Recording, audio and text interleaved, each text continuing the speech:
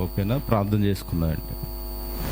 పరలోకమందున్న మా తండ్రి, మీరు ఇచ్చిన ఈ అవకాశాన్ని బట్టి మీ కృతజ్ఞతాస్తుతులు చెల్లించుకుంటున్నాను తండ్రి. ఇదిగో మీ కుమారుని యొక్క పునరుత్థాన దినమున మేము ఇలా కూడి ఉండగా మీ వాక్యము యొక్క భావాన్ని అర్థం చేసుకొనగలుగుటకు సమయోచిత జ్ఞానంతో మేము ఆ భావాన్ని అంగీకరించగలుగుటకు మాకు సహాయం చేయండి తండ్రి. అలాగే తండ్రి, కూడి ఉన్న మాకు మీ తెలివిని, మీ జ్ఞానాన్ని, మీ వివేకాన్ని మాకు అనుగ్రహించి మీ పరిశుద్ధాత్మ సహాయంతో మరి బైబిల్ గ్రంథంలోని వాక్యాలు అర్థం చేసుకొనగలుగుటకు మాకు శక్తిని, బలాన్ని దయచేస్తారని నమ్ముతూ యేసుక్రీస్తు వారి పరిశుద్ధ నామంలో ఈ ప్రార్థన అడిగి వేడుకుంటున్నాను తండ్రి. ఆమేన్. ప్రియమైన దేవుని పిల్లారా, మనం ముందుగా ప్రకటించుకున్న పాఠం పేరు ఆత్మతో సత్యముతో ఆరాధించే ఆరాధన ఏంటి? ఆత్మతో సత్యముతో ఆరాధించే ఆరాధన ఏంటి? లేదా ఏది నిజమైన దైవారాధన? ఏది నిజమైన దైవారాధన? మరి ఆరాధన అనేసరికి దేవుణ్ణి భక్తితో పూజించడం లేదా కొలవడం అని చెప్పుకోవచ్చు. ఇంకా పర్యాయ పదాలను కనుక మనం ఆలోచించగలిగితే పూజ, అర్చన, మొక్కటం ఇలాంటి పదాలు మనకు వస్తూ ఉంటాయి. భక్తి భావంతో గౌరవించడం లేదంటే ప్రశంసించడం అని లోకంలో అర్థాలు తీసుకోవచ్చు. అయితే బైబిల్ దగ్గరికి వచ్చేసరికి బైబిల్ నమ్ముకుంటున్న మనం కానీ మన సహోదరులు కానీ ఏ అర్థాలు తీసుకుంటున్నారు, ఏ విధంగా ఉంటున్నారు అనేది కూడా బైబిల్ నుంచి మనం ఆలోచించాలి. ఇంకా ప్రపంచంలో తాము నమ్ముకున్న దేవుణ్ణి కొలవటం పట్ల లేదా ఉన్న భక్తిని చూపించడానికి పెట్టిన పేరే ఆరాధన. ప్రపంచంలో ఎవరైతే తాము నమ్ముకున్న దేవుని మీద భక్తి చూపిస్తున్నారో లేదా ఆయన్ని కొలవడానికి ముందుకు వెళ్తున్నారో వాళ్ళు పెట్టిన పేరే ఆరాధన. ప్రపంచంలో ఏంటి ఒక దిక్కునని చెప్పడానికి లేదు. అయితే ఒక్కొక్కరు ఒక్కొక్క రకంగా ఆరాధిస్తారు, అవునా కదా? ఇప్పుడు మీరు ఆరాధించినట్టు వేరే వాళ్ళు ఆరాధించకపోవచ్చు. అలా అని వారు నమ్ముకున్న దేవుణ్ణి ఏ విధంగా అయితే వారు ఆరాధించాలనుకుంటున్నారో అలాగే ఆరాధిస్తారు, వేరే విధంగా ఆరాధించరంటే. ఇలా మనం ఆలోచించగలిగితే క్రైస్తవులు మన సహోదరులు కానీ ఇప్పుడు ఆదివారం సంఘాల్లో కూడుకుని ఇదే రోజున సంఘాల్లో కూడుకుని పాటలు పాడుకున్నాం కదా. ఇప్పుడు వరకు ఏదో మళ్ళీ బైబిల్ తెరిచి 4 మాటలు చెప్పుకోవడం, దీన్నే ఆరాధన క్రమం అని మనం వెళ్ళిపోతాం. అంతేనండి, ఎక్కడైనా ఇదే జరుగుతుంది. అయితే ఎవరికి అనుకూలమైన సమయాల్లో, ఎవరికి అనుకూలంగా ఉంటుందో ఆ సమయాల్లో ఆరాధనలు పెట్టుకుని వాటిని నడిపించుకోవడం జరుగుతుంది. ఇది మనం చూస్తున్న వాస్తవం. అయితే రకరకాల డినామినేషన్ల పేరట, ఫెలోషిప్ల పేరట క్రైస్తవులంతా విచ్ఛిన్నమైపోయి ఇది మా సంఘం అనుకుంటూ వారికి తోచినట్టుగా, వారికి ఇష్టం వచ్చినట్టుగా వారి సమయాల్లో ఆరాధన పెట్టుకోవడం జరుగుతుంది. ఇక ఇంగ్లీష్ వర్షిప్ కూడా జరుగుతుందండి. అయితే ఇలాగా ఇంగ్లీష్లో ఆరాధన, ఇంగ్లీష్లో మెసేజ్ చెప్తారనమాట, ఇంగ్లీష్లో పాటలు పాడతారనమాట. ఇదొక ఆరాధన. ఇలాగా వారి ఎవరైతే సంఘానికి వచ్చేవారు ఉంటారో వారి సమయాన్ని బట్టి వర్షిప్లు లేదా ఆరాధన చేయడం జరుగుతుంది. అయితే ఏ విధంగా అయితే ఆరాధన చేస్తున్నారో, ఎలా ఆరాధన చేస్తున్నారో ఇప్పుడు లేటెస్ట్గా ఏంటంటే ఆరాధన గురించి కొన్ని వీడియోలు వస్తున్నాయి. ఆరాధన గురించి కొన్ని వీడియోలు వస్తున్నాయి. ఫలానా వాళ్ళు ఇలా చేస్తున్నారని, వారు ఇలా చేస్తున్నారని, వారు బాగా చేయట్లేదని, వారు దెయ్యపు ఆరాధన చేస్తున్నారని, ఇలా కొన్ని వీడియోస్ రిలీజ్ అవ్వడం మనం చూసాం. అయితే వాటిని ఆధారం చేసుకుని ఆరాధన ఇలా చేయాలని ఆరాధన ఇలా చేస్తే బాగుంటుందని, ఆరాధన ఇలా చేయకూడదని కొంతమంది మాట్లాడడం కూడా మనం చూస్తున్నాం. అయితే ప్రియమైన దేవుని పిల్లలారా, ఎప్పుడు కూడా ఏ విధంగా మనం బైబిల్లో మాటలను తీసుకోవాలో తెలుసుకోవాలి. ఏ విధంగా మనం బైబిల్లో ఉన్న మాటలను రిసీవ్ చేసుకోవాలో వాటిని మనం పాటించి ముందుకు వెళ్ళాలో బైబిల్ చదివి తెలుసుకోవాలి. ఇప్పుడు నేను చెప్పినంత మాత్రాన నేను కరెక్ట్ చెప్పానని మీకు ఎలా రుజువు? నేనేదో మీకు 4 వచనాలు చూపించి ఇదే కరెక్ట్ అని చెప్పాను అనుకోండి, రుజువు ఎలా చేసుకుంటారు? అంటే బైబిల్లో ఉన్నాయి కాబట్టి నమ్ముతున్నాను, బైబిల్లో ఉందని నమ్ముతున్నాను. అపవాది కూడా బైబిల్లో ఉందనే యేసుక్రీస్తు వారికి చెప్పింది. ఇదిగో ఈ కొండ మీద నుంచి దూకే, దేవదూతలు వచ్చి నిన్ను కాపాడుతారు, నువ్వు దేవుని కుమారుడు కదా, నీకు మహిమ ఉంది కదా, నువ్వు దేన్ని ఎలా అయినా మాట్లాడు, వాళ్ళని రొట్టెలుగా చేసుకుని తిన్ను అనలేదా? ఎక్కడ మాటలు ఇవి? బైబిల్లో ఉన్న మాటలు. అలా అని యేసుక్రీస్తు వారు అపవాదికి లొంగిపోలేదండి. కాబట్టి మనము కూడా చాలా జాగ్రత్తగా ఆరాధన అనే దాన్ని ఎలా రిసీవ్ చేసుకోవాలి, ఎలా ఆరాధించాలో తెలుసుకోవాల్సిన పని ఉంది. అయితే ఇంకా కొంతమంది ఏం చేస్తారంటే యేసుక్రీస్తు వారినే ఆరాధించాలి, నెక్స్ట్ తండ్రి అయిన దేవుణ్ణే ఆరాధించాలి, ఇంకా పరిశుద్ధాత్మ దేవుణ్ణే ఆరాధించాలి. ఇలా ఒక్కొక్కరినిగా విడదీసి వీరిని మాత్రమే ఆరాధించాలి, మిగతా వాళ్ళని ఆరాధించకూడదు. ఇంకా కొంతమంది కన్నతల్లి మరియమ్మ గారు, యేసుక్రీస్తు వారిని కన్నతల్లి మరియమ్మ గారినే మనం పూజించాలి. ఎందుకంటే ఆమె పెద్దావిడ కాబట్టి, యేసుక్రీస్తు వారిని కన్నది కాబట్టి ఆమెనే పూజించాలి. ఇలా పూజ అన్న ఒకటేనండి, ఆరాధన, పూజ ఇవన్నీ పర్యాయ పదాలు, ఇలా చెబుతూ ఉంటారు. మరి ఇప్పటికీ చాలామందికి ఎవరు ఆరాధించాలో తెలియకపోవడం విచారకరమే.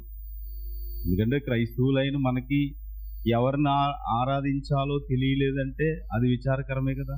ఇప్పుడు ఆరాధనకి ప్రతి ఒక్కరు ఎక్కడికి వెళ్తారండి ఈరోజు? ఎందుకు? టైటిల్ ఏంటి? ఆదివారం ఆరాధన, అంతేనా?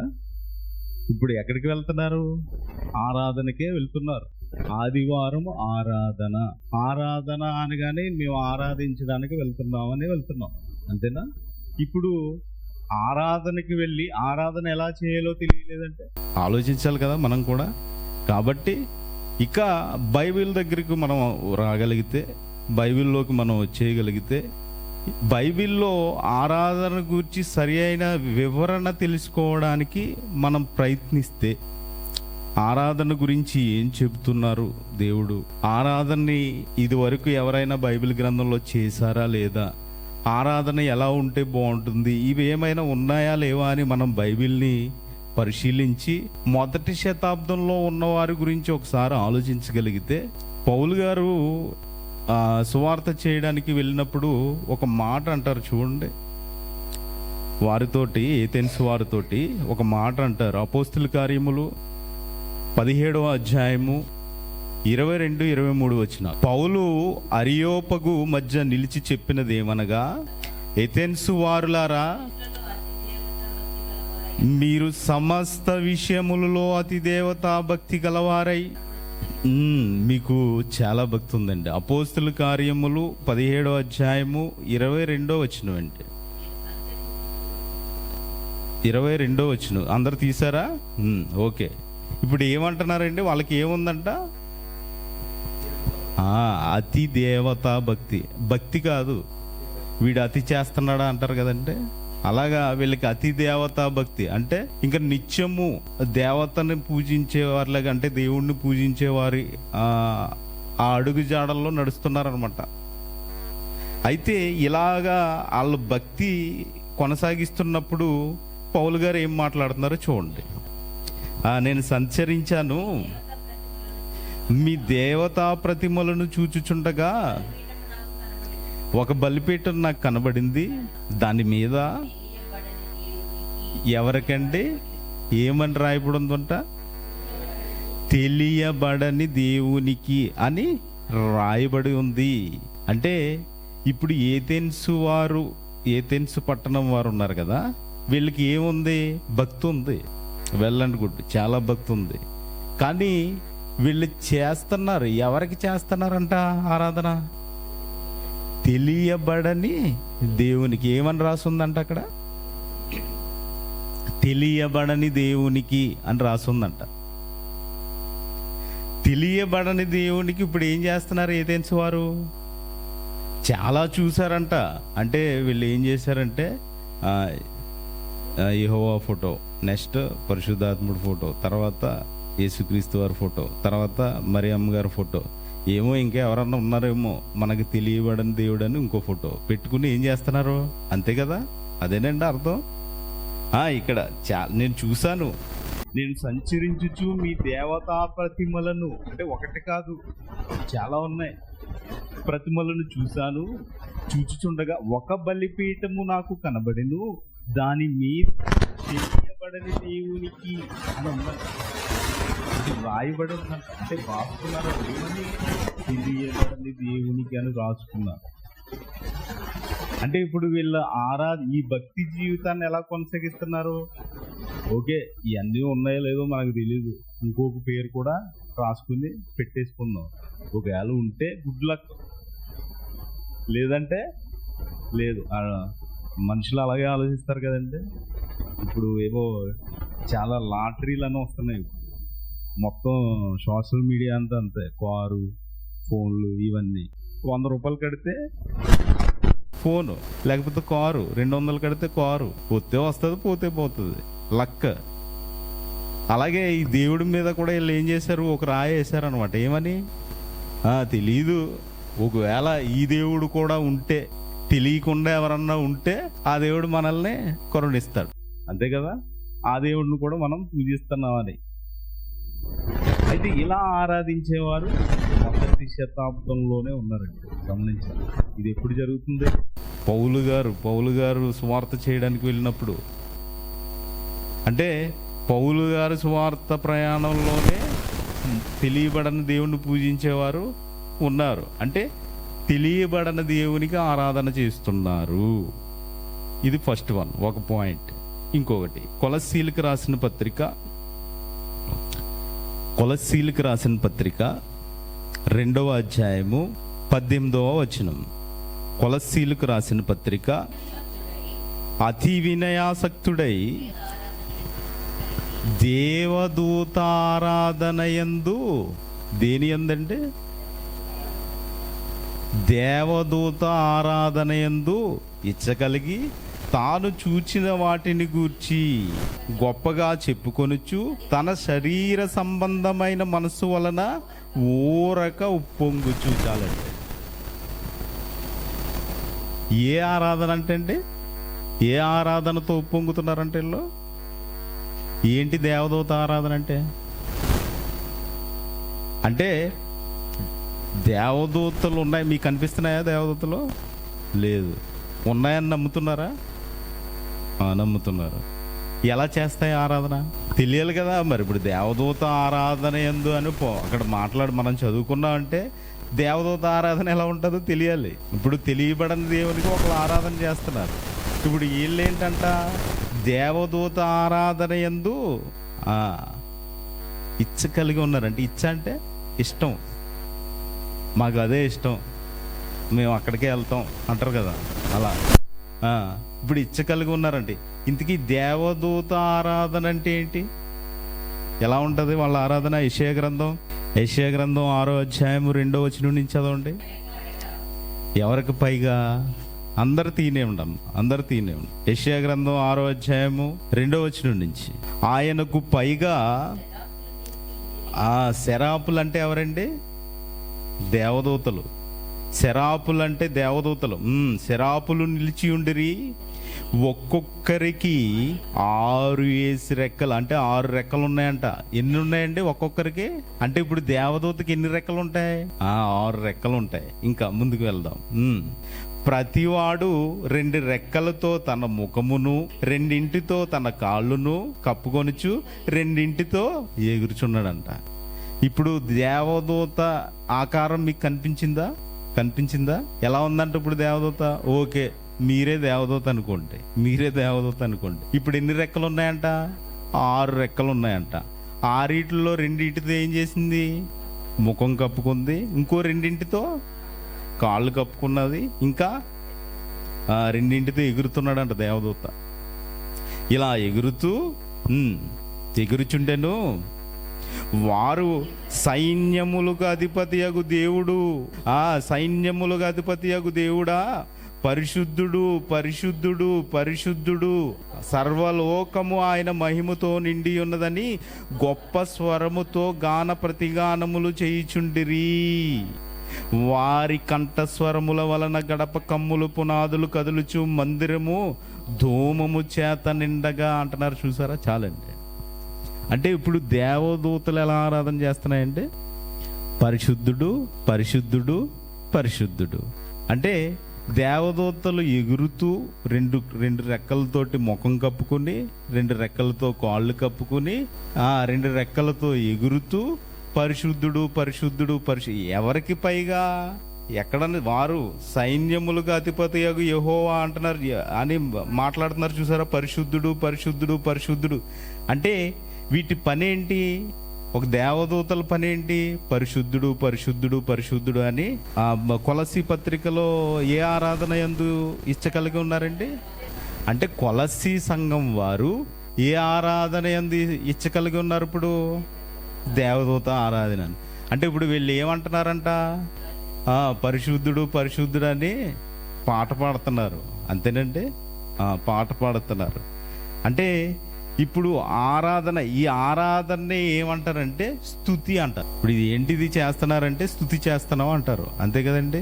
స్తుతి ఆరాధన అని పేరు పెట్టుకున్నారు. ఇప్పుడు ఆరాధన అనగానే స్తుతి అని అంటే ఇప్పుడు దేవదూతలు చేసే ఆరాధనే మనం చేస్తున్నట్ట? దాని మీదే ఇచ్చగలిగి ఉన్నారు కదా. స్తుతి ఆరాధనకి మేము స్తుతి ఆరాధన చేస్తున్నాం అంటారు కదంటే. ఇప్పుడు ఒక పాట పాడడం స్తుతి ఆరాధన అంతేనా? అలాగైనా చెప్పుకోవాలి. ఇప్పుడు ఆరాధన అంటే నోటితో ఆరాధన అనే విషయానికి వస్తే ఇప్పుడు దేవదూతలు పలికినట్టు పలకడమా? ఆరాధన అంటే అయిపోతుందా? కాదు. ఇప్పుడు మీకు ఒక అర్థం అవడానికి చెప్తున్నానండి. మీకు ఆకలేస్తుంది, నాకు అన్నం కావాలి అన్నం కావాలి అన్నం కావాలి అని 10 సార్లు అన్నారనుకోండి, కడుపు నిండిపోతుందా? అవునా? దేవదూతల ఆరాధన వేరే. మనం భూమి మీద ఉన్న మనుషులు దేవదూతల ఆరాధన ఇచ్చగలిగి ఉంటారు. వాళ్ళు ఆల్రెడీ ఆత్మలుగా ఉన్నారు. ఎక్కడ? దేవుని దగ్గర. వాళ్ళ ఆరాధన వేరే. వాళ్ళకు దేవుని దగ్గర ఉన్నారు వాళ్ళు. మనం ఎక్కడ ఉన్నాం? భూమి మీద ఉన్నాం. భూమి మీదకి పంపండి. పరీక్షాకాలం కదా ఇది, పరీక్షాకాలం కదా. మరి స్తుతి చేసే విధానం ఎలా ఉందో కూడా తెలియాలి మనకి. స్తుతి చేసే విధానం. ఎందుకంటే వాళ్ళు ఏం చేస్తున్నారు? ఇప్పుడు స్తుతి అనుకుందాం. ఒకవేళ అదే ఆరాధన అనుకుంటే, అదే స్తుతి ఆరాధన అనుకుంటే, స్తుతి చేసే విధానం కూడా మనం బైబిల్ నుంచి పరిశీలించాలి. స్తుతి చేసే విధానాన్ని చూడండి. 1 దినవృత్తాంతములు 16వ అధ్యాయము. 1 దినవృత్తాంతములు 16వ అధ్యాయము 7 నుంచి చదువుకుందాం. స్తుతి చేయు విచారణను ఏర్పరిచి దావీదు ఆసాపు చేతికి వాని బంధువుల చేతికిని దానిని అప్పగించెను. ఇప్పుడు స్తుతి విధానాన్ని చెప్తున్నారు చూడండి. యెహోవాకు కృతజ్ఞతాస్తులు చెల్లించుడి. ఇప్పుడు స్తుతి ఎలా చేయాలంటే ఇప్పుడు స్తుతి విధానాన్ని మనం బైబిల్లో చూస్తున్నాం. ఓకేనా? స్తుతి విధానం బైబిల్లో చూస్తున్నప్పుడు యెహోవాకి స్తుతి చేయు విచారణ ఏర్పరిచి దావీదు ఎవరికి అప్పగించారంట? ఆసాపు వాని బంధువుల చేతికి దానిని అప్పగించాను. అప్పుడు ఆ స్తుతి విధానం ఏదనగా యెహోవాకు మొట్టమొదట ఏం చేయాలండి? కృతజ్ఞతాస్తుతులు చెల్లించాలి. సెకండ్ వన్, ఆయన నామమును ప్రకటన చెయ్యుడి. ఏం చేయాలంట? ఒకవేళ దేవుణ్ణి మీరు స్తుతించాలంటే మొట్టమొదటిగా ఏం చేయాలి? ఆయనకి కృతజ్ఞతాస్తులు చెల్లించాలి. నెక్స్ట్ సెకండ్ వన్, ఆయన నామమును ప్రకటన చేయాలి. ఇంకా ఆయన కార్యములను జనములతో తెలియచేయుడి. ఆయన కార్యములు జనములలో తెలియచేయుడి. ఇంకా ఆయనను గూర్చి పాడుడి, ఆయనను కీర్తించుడి, ఆయన అద్భుత క్రియలన్నింటినీ గురించి సంభాషణ చేయుడి. స్తుతి అంటే ఏంటి? ఇప్పుడు పరిశుద్ధుడు అనే స్తుతి అంటున్నారు. ఓకే, ఇప్పుడు స్తుతి విధం ఏదనగా అని చదువుకున్నాం కదా. ఇందులో ఎన్ని ఉన్నాయి చదవండి, మళ్ళీ ఒక్కొక్కటి చెప్పండి. ఫస్ట్ వన్ ఏం చేయాలి? కృతజ్ఞతాస్తులు చెల్లించాలి. నెక్స్ట్ నామమును ప్రకటించాలి, ఆయన కార్యములు తెలియజేయాలి, ఆయన గూర్చి పాడాలి, ఆయన కీర్తించాలి, అద్భుత క్రియలన్నింటిని గూర్చి సంభాషణ చేయాలి అంటున్నారు కదా. ఎంత చక్కగా రాశారో చూడండి. స్తుతి విధం ఏదనగా అంటే స్తుతి అంటే ఏంటి అనగానే ఏంటి, స్తుతి అంటే ఏంటి అని ఏం చెప్పాలి మనం? టక ఇదిగో యెహోవాకు కృతజ్ఞతాస్తుతులు చెల్లించుడి, ఆయన నామమును ప్రకటన చేయుడి, ఆయన కార్యములు జనములలో తెలియజేయుడి, ఆయనను గూర్చి పాడుడి, ఆయనను గూర్చి కీర్తించుడి, ఆయన అద్భుత క్రియలన్నింటిని గురించి సంభాషణ చేయండి. ఏది సంభాషణ? రాత్రి ఏం కూర వండారు? కొత్త చీర బాగుంది, ఎప్పుడు కొన్నారు, ఎంత? ఈ కాదండి సంభాషణ. ఏం చేయాలంటే సంభాషణ ఆయనను కీర్తించుడి, ఆయన అద్భుత క్రియలన్నింటిని గురించి సంభాషణ చేయుడి. ఏంటి? ఒకరికొకరు సంభాషణ చేయాలా, ఒకరికొకరు ఆయన అద్భుత క్రియలను గురించి చెప్పుకోవాలా. ఇది ఆరాధన, ఇది స్తుత. ఇదేంటండి మరి ఇప్పుడు లేదు ఆరాధన అనగానే? ఇప్పుడు మనం ఏం చదువుకున్నామండి వెనకాల? పరిశుద్ధుడు అంటే ఏ ఆరాధన ఎందు ఇచ్చగలిగి ఉన్నారంట? దేవదూత ఆరాధన. అంటే మనుషులకి ఇదిగో మీరు స్తుతి చేసే విధానం ఇది అని చెబితే మనుషులు ఏం చేస్తున్నారు? దేవదూత ఆరాధన ఎందు ఇచ్చగలిగి ఉన్నారు, తెలియబడిన దేవుణ్ణి ఆరాధిస్తున్నారు. అవునా కదండి? ఇప్పుడు మనం కూడా కొత్తగా వెళ్ళినప్పుడు ఇదే ఆరాధన అనుకోలేదా? అందరం ఆ కోవకి చెందిన వాళ్ళండి. నేనేం గొప్పవాడిని కాదు, అవునా? అందరం ఆకొచ్చింది. మనకు తెలియనప్పుడు ఏం చేస్తాం, కానీ తెలిసిన తర్వాత దాన్ని మీరకూడదు, చాలా జాగ్రత్తగా ఉండాలండి. అయితే ఇంకొక దాన్ని మనం చూడగలిగితే మార్కు సువార్త 7వ అధ్యాయము 6-7 వచనాలు అందరూ తీయండి. అందుకు ఆయన వారితో ఇలాగూ చెప్పాను. ఎవరండి? యేసుక్రీస్తు వారు. ఏం మాట్లాడుతున్నారంట? ఈ ప్రజలు పెదవులతో నన్ను కనపరుచుదురు. ఎలా? ఒక పాట. ఏంటండి? హృదయంలో లేదు. నేను పాట బాగా పాడాలనుకుంటున్నారు, అవునా? నేను బాగా పాడానా, నేను బాగా ఇది చేశానా, ఇలా మాట్లాడుకుంటూ ఉంటారు కదా, పాడతారు. ఇప్పుడు కింద ఉన్న వాళ్ళు కూడా భలే పాడుతున్నారు కదా, బాగా పాడారు కదా, నిజంగా దేవునిలో లీనమైపోయాం కదా అనుకుంటారు. కానీ ఇక్కడ జరుగుతున్నది ఏంటి? ఇక్కడ చూడండి. ఇప్పుడు పెదవులతో నన్ను గణపరచుదురు గాని ఏం దూరంగా ఉందంటే, అంటే హృదయంలో ఆరాధించట్లేదా? పైకే ఆరాధిస్తున్నామా? ఒక పాటతో నేను పాట పాడేసాను ఆరాధన అయిపోయింది అనుకుంటున్నానా? లేకపోతే నేను పాటలు పాడేస్తున్నాను ఆరాధన అయిపోయిందని ఏమైనా ఆలోచించుకుంటున్నావా? కదండి. ఇక్కడ ఏం కావాలంట? హృదయముతో అన్నారా? వారి హృదయము నాకు దూరముగా ఉన్నది, వారు మానవులు కల్పించిన పద్ధతులు దేవోపదేశములని బోధించుచు. వేటిని? మానవులు కల్పించు పద్ధతులు. ఇప్పుడు దేవుడు కల్పించిన పద్ధతి ఉందా? ఏంటా పద్ధతి? మనం ఇందాక చదువుకున్నాం. ఆయన కృతజ్ఞతాస్తుతులు చెప్పండి, ఆయన నామం ప్రకటన చేయండి, జనములలో తెలియజేయండి, కీర్తించండి, అద్భుత క్రియలు చెప్పండి. ఏవి? ఇప్పుడు వీటిని మార్చేసి ఏం చేశారంట? మానవులు కల్పించిన పద్ధతులు దేవోపదేశములని బోధించుచు నన్ను వ్యర్థముగా ఆరాధించుదురు అని వ్రాయబడినట్టు వేషధారులైన మిమ్మల్ని గూర్చి యెషయా ప్రవచించినది సరియే. యెషయా ఆల్రెడీ ప్రవచించారంట, ముందే చెప్పేశారంట యెషయా గారు. యెషయా గారు చెప్పింది తూచా తప్పకుండా ఎక్కడ జరిగిపోతుందండి? యేసుక్రీస్తు వారి కాలంలో జరిగిపోతుంది. యేసుక్రీస్తు వారు మాట్లాడుతున్నారు. ఎక్కడ జరిగింది? యెషయా గారు ప్రవచించింది మళ్ళీ యేసుక్రీస్తు వారి కాలంలో. యేసుక్రీస్తు వారు ఇదిగో ఎత్తి చెబుతున్నారు, యెషయా ప్రవచించింది సరియే, ఆయన చెప్పాడు కదా, మీరు అలాగే చేస్తున్నారు. ఇంకా మీరు అలాగే ఉన్నారు.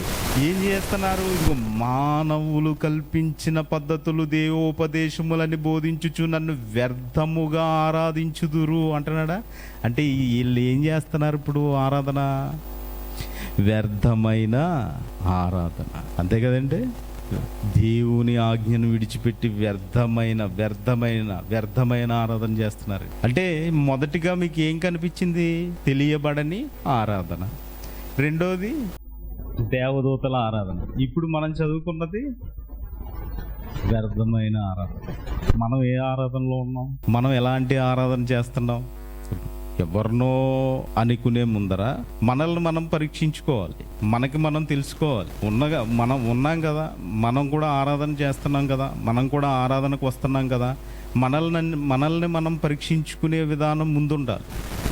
అంటే ఇలా అని అందరూ వాళ్ళ ఇష్టం వాళ్ళదని కాదండి. ఎవరు విన్నా ఈ మాటలు ఎవరు నేర్చుకున్నా ఆ మాటల ప్రకారం ఈ భూమి మీద ఆరాధించే వారిలాగా ఉండాలి. ఇప్పుడు మన పరిస్థితి ఏంటి? మరి ఏది నిజమైన ఆరాధనని చెప్పగలదు? ఇప్పుడు ఈ మూడు నిజమైన ఆరాధనలేనా? కాదు. మరి ఆరాధన అనేసరికి ఏది నిజమైన ఆరాధన, ఏది మరి ఇదిగో దేవుడు చెప్పిన ఆరాధన అని మనం ముందుకు వెళ్ళి ఆలోచించగలిగితే, ముందుగా ఆరాధించు స్థలం ఎలా ఉందో ఒకసారి చూద్దాం.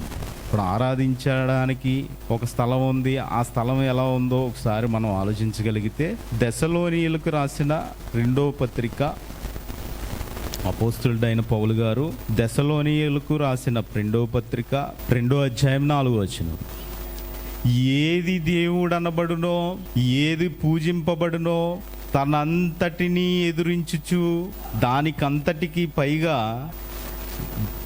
వాడు తన్ను తానే ఇచ్చించుకొనుచు తాను దేవుడునని తన్ను తాను కనపరుచుకొనుచు దేవుని ఆలయములో కూర్చుండును గనుక ఏ విధముగానైనను ఎవడును మిమ్మును మోసపరచనీకుడి. ఏమంటున్నారండి? ఏమంట? ఏది దేవుడు అనబడునో, ఏది పూజింపబడునో దానిని అంతటినీ ఎదిరించుచు దానికంతటికి పైగా వాడు తన్ను తానే ఇచ్చించుకొనుచు తాను దేవుడునని తన్ను కనపరుచుకొనుచు దేవుని ఆలయములో కూర్చుండును గనుక ఏ విధముగానైనను ఎవడును మిమ్మును మోసపరచనీకుడి. ఇప్పుడు ఎక్కడున్నాడండి? ఉన్నాడా? అంటే ఎక్కడ ఉండవలసినోడు ఎక్కడికి వచ్చి, ఎవరు ఉండాలి? ఇక్కడ దేవుడు ఉండాలి. ఎవరు వచ్చేసారు? సాతాను గడు వచ్చేసాడు. అంటే ఏం చేస్తున్నాడు ఇప్పుడు ఇక్కడ? మీరు చూశారు కదా, దేవదూత ఆరాధన, ఇంకొకటి వ్యర్థమైన ఆరాధన, ఇంకొకటి తెలియబడని దేవునికి ఆరాధన.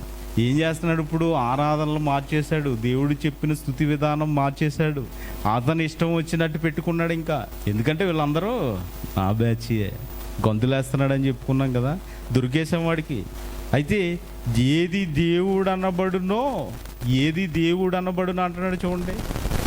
మొదటి మాట దశండ్రి, ఏది దేవుడు అనబడునో, ఏది దేవుడు అనబడింది అంటే దేవుడు అనబడిన దాన్ని మార్చేశాడు. దేవుడు అనబడిన దాన్ని చాలా జాగ్రత్తగా గమనించాలండి. దేవుడు అనబడిన దానిని మార్చేశాడు. ఏది దేవుడు అనబడింది? దేవుడని ఏది అనబడింది చూడండి. యోహాను రాసిన సువార్త 1వ అధ్యాయం 1వ వచనం, ఆది యందు వాక్యముండెను, వాక్యము దేవుని యొద్ద ఉండెను, వాక్యము ఏది దేవుడు అనబడింది? వాక్యం. అంటే ఇప్పుడు ఏది మార్చేశాడు? వాక్యం. మీకు అర్థమైందా? ఏది దేవుడు అనబడిందండి? వాక్యం. ఇప్పుడు మళ్ళీ పై మాట దశలోనియులకు రాసిన పత్రిక 2:4 చదవండి. ఇప్పుడు 2:4, ఏది దేవుడు అనబడినో, ఏది దేవుడు అనబడింది? వాక్యం. ఏది పూజింపబడునో దాన్ని అంతటినీ ఎదిరించు. అంటే ఇప్పుడు సాతానుగాడు దేన్ని ఎదిరిస్తున్నాడంటే మీరేమనుకుంటారు? తల కింద బైబిల్ పెట్టుకుని, ప్రభువా మరి ఈరోజు సాతానుగాడు వాడికి సంబంధించిన దెయ్యాలు నా యొద్దకు రాకుండా కాచి కాపాడండి. తల కింద ఉంటుందండి బైబిల్, తలలో ఉండదు. అవునా కదా? ఇప్పుడు ఏది ఎదిరిస్తుందంట? ఎదిరించుచు దానికంతటికి పైగా వాడు తన్ను తానే ఇచ్చించుకుంటున్నాడంట. దేనికంతటికి పైగా? వాక్యానికి పైగా ఇచ్చించుకుంటున్నాడంట. అంటే వాక్యము వినట్లేదా? వాక్యాన్ని గ్రహించట్లేదా? వాక్యాన్ని తెలుసుకోవడం లేదా? లేదు. అంటే వాక్యం మనం గ్రహించట్లేదంటే ఇప్పుడు ఎవడున్నట్టు? మీరే చెప్తారు. ఓకేనా? అంటే ఏది దేవుడు అనబడును అంటే ఇప్పుడు ఏది దేవుడు అనబడింది? వాక్యం. ఓకేనా? అంటే దేవుని ఆరాధించే స్థలంలో అపవాది కూర్చుంటే ఇప్పుడు మనం ఎవరిని ఆరాధిస్తున్నట్టండి? అంతేనా? దేవుణ్ణి ఆరాధించే స్థలంలో అపవాది కూర్చుంది, అంతేగాని వాక్యం ఉండవలసిన ప్లేస్లో అపవాదం ఉంది. ఇప్పుడు మనం ఎవరిని ఆరాధిస్తున్నట్టు?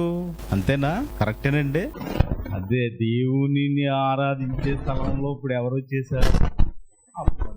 ఏది దేవుడు అనబడునో దానికి అంతటికి పైగా ఎవరున్నారు? అపవాది. అంటే ఇప్పుడు ఆరాధించేది ఎవరిని? మనమండి. ఆలోచించారా? చాలా జాగ్రత్త అండి. ఎందుకంటే ఇది మీ లైఫ్లో మర్చిపోకూడదు ఈ పాఠం. ఒకవేళ రేపు ఉన్నా లేకపోయినా మీరు ఆరాధించే విధానాన్ని మర్చిపోకూడదు. ఎందుకంటే దేవుడు చెప్పిన దాన్ని మార్చేశాడు. ఎవడు? సాతానుగాడు. గమనించలేకపోతున్నారు. అందుకనే ఆయన తలుపు నొద్ద నుంచి తడుతున్నాను అంటాడు కదా. ఆడు వచ్చేసాడు కాబట్టి నీ హృదయంలోకి ఇప్పుడు ఆయన ఏం చేస్తున్నాడు? ఎంత దయానే ఈ పరిస్థితి అయిపోయిందంటే ఆయనే తయారు చేసుకున్నాడు నిన్ను. కరెక్ట్గా ఇల్లు కట్టుకుని ఇంత నీట్గా మొత్తం డూప్లెక్స్ రూమ్ లాగా అన్నీ తయారు చేసుకుని, ఓకే, ఏసీ పెట్టించుకుని, నెక్స్ట్ మంచి జర్మనీ నుంచి పరుపులు తెప్పించి బెడ్ అన్నీ వేసుకుని చాలా ఆహ్లాదకరంగా, ఒకవేళ ఇంట్లోకి వస్తే మళ్ళీ బయటికి వెళ్ళకుండా ఉండేలాగా తయారు చేసుకుని, బయట ఉండి ఏమండి కొద్దిగా స్థలం ఇవ్వండి అని అడుగుతున్నారు అనుకుంది. ఏమండి నాకు కొద్దిగా ప్లేస్ ఉంటే ఇవ్వండి, మరి మేమే కట్టుకున్నాం కదా, మాకు కూడా ప్లేస్ కావాలి ఇందులో అని అడుగుతున్నారు అనుకోండి. ఆ పరిస్థితి ఎలా ఉంటుంది చూడండి. ప్రకటన గ్రంథం 3వ అధ్యాయం 20వ వచనం. ప్రకటన గ్రంథం 3వ అధ్యాయము. ఇదిగో నేను తలుపు నొద్ద నిలుచుండి తట్టుచున్నాను.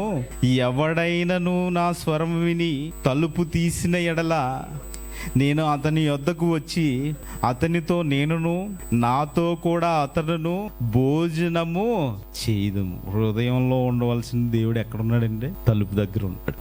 ఎంత దయానీయమైన పరిస్థితి అండి.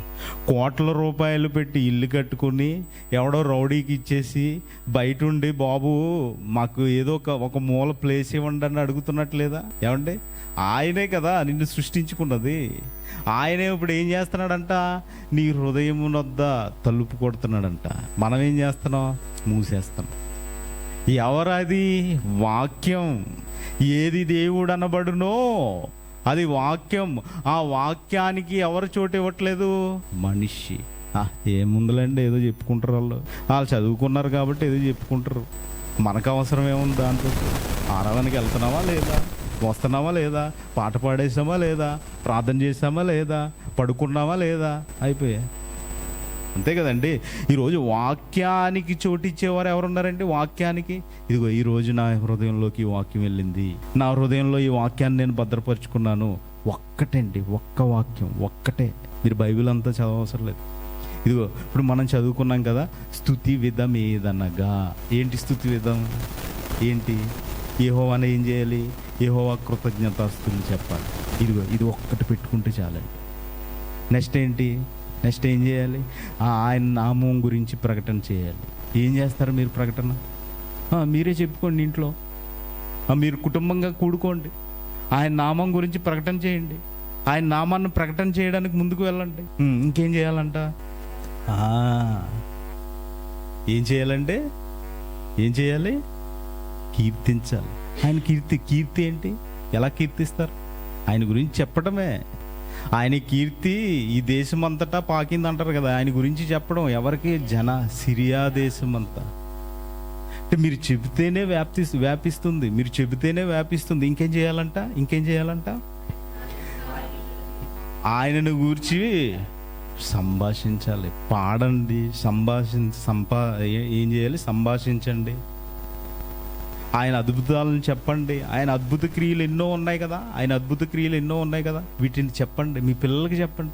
చేయట్లేదు. ఈ ఒక్క వాక్యం ఈరోజు గుర్తుపెట్టుకుంటే చాలండి. మీరు బైబిల్ అంతా గుర్తుండే అవసరం లేదు. బైబిల్ అంతా ఒకసారి రాదు. బైబిల్ అంతా బట్టి పడితే రాదు. ఏం చేయాలి? ఇదిగో నేను చేయవలసిన స్తుతి విధం ఏదనగా ఇదయ్యా, నేను ఎలా స్తుతి చేయాలయ్యా, నేను ఇలా ఉండాలయ్యా. బైబిల్లో ఇదిగో తెలియబడని దేవునికి పూజించేవారు ఉన్నారు. మొదటి శతాబ్దంలో దేవదూతల ఆరాధన ఎందు ఇచ్చి కలిగి ఆ ఇష్టంతో ఆ పని చేసేవారు ఉన్నారు. మొదటి శతాబ్దంలో యేసుక్రీస్తు వారి కాలంలో ఎలా ఉన్నారండి? వ్యర్థముగా ఆరాధించేవారు. నేను అలా ఉండకూడదు, ఎలా ఉండాలి? ఇదిగో స్తుతి విధం ఇది. ప్రకటించేవాడిగా ఉండాలి, సంభాషించేవాడిగా ఉండాలి, అద్భుతాలు చెప్పేవాడిగా ఉండాలి. ఎవరి? దేవుని. ఇది ఇలా ఉండాలి. అంటే ఇలా ఉండాలని నిర్ణయించుకోవాలి. ఎందుకంటే ఇప్పటికే దేవుడు ఉండవలసిన చోట్ల ఎవరున్నారు? అపవాది వచ్చేసాడండి. అంటే మీ హృదయములో వాక్యము ఇమ్మడట్లేదు అంటే ఏంటి కారణం? అంతే.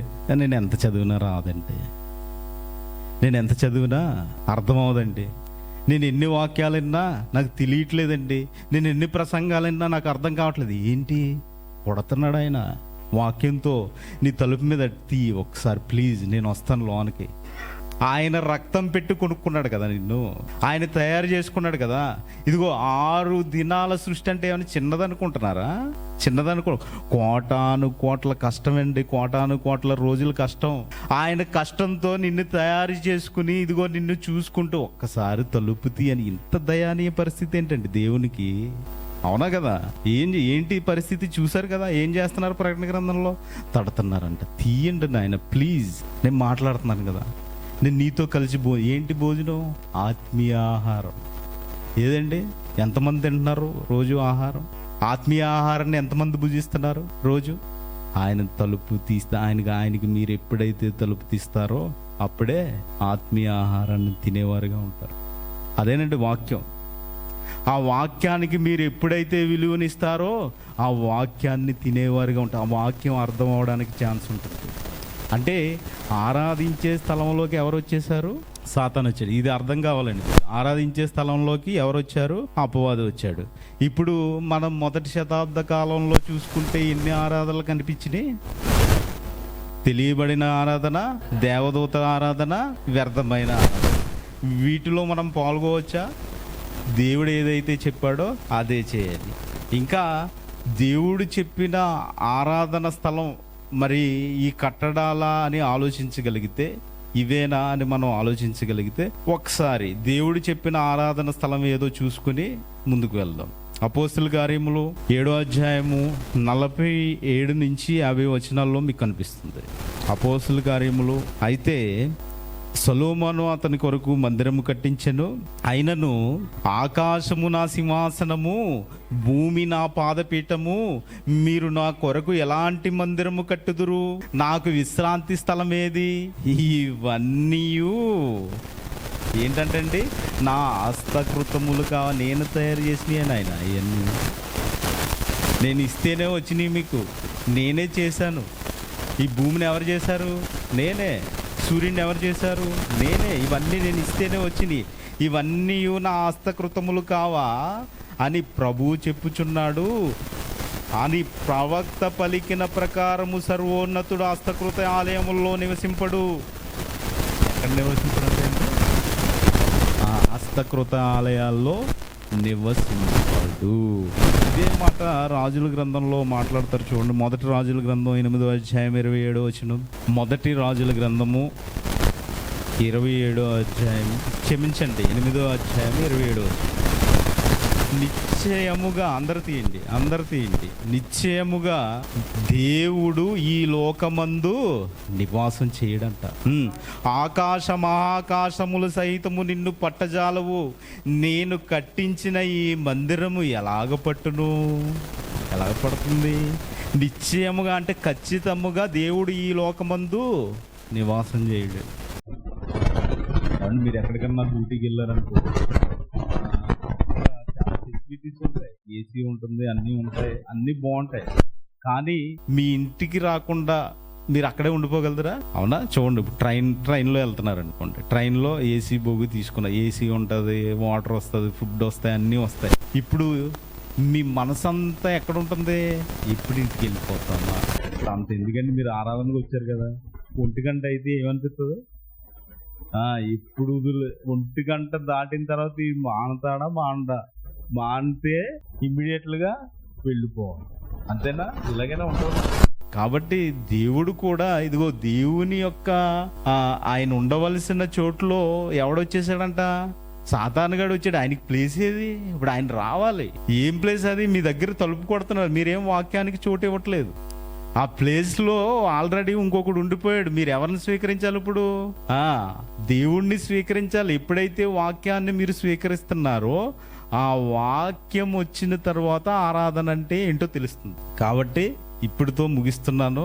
నెక్స్ట్, దేవుడు అసలు ఎక్కడ నివసిస్తాడు, ఎలా ఆరాధన చేయాలి, ఆరాధనకు ఉండవలసిన అర్హతలు కూడా కావాలి కదా. ఏమంటే మీరు జాబ్కి వెళ్ళారంటే అర్హత ఉండాలి.